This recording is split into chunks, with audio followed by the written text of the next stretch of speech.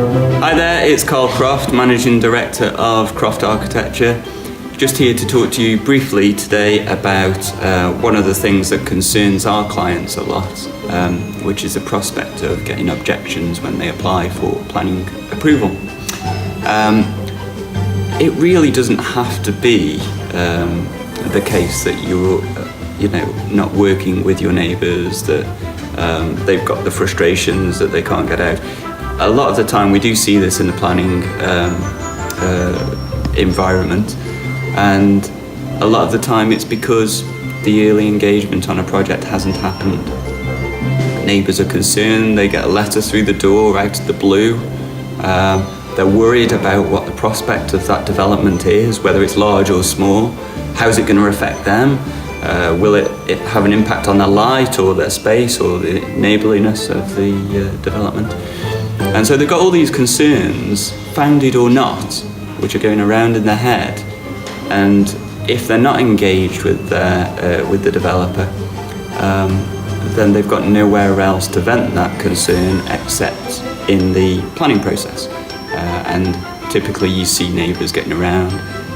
They'll template a circle letter or something like this and submit them to the...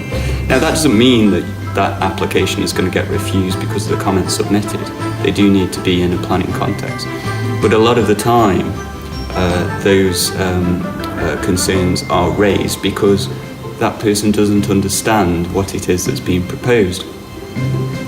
So the tip here really is around engaging early on with those neighbours, discussing what it is that the project is about, give them a greater understanding of the project.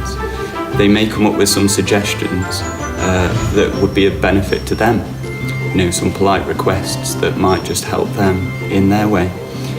It may be that they've got some genuine concerns, and that will make the scheme better, as a result.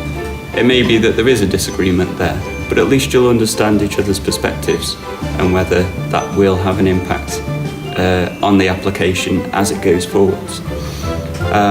So I do recommend to everybody that where possible, once you've got a concept design on the table, do go and have a chat with the neighbours. It removes all of the sort of scariness about the planning process, and you can have a great opportunity to sell the scheme to them, in the context of getting them on board with the application to make the whole process go a lot slicker.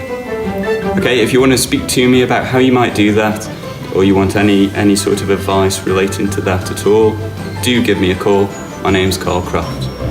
Thank you.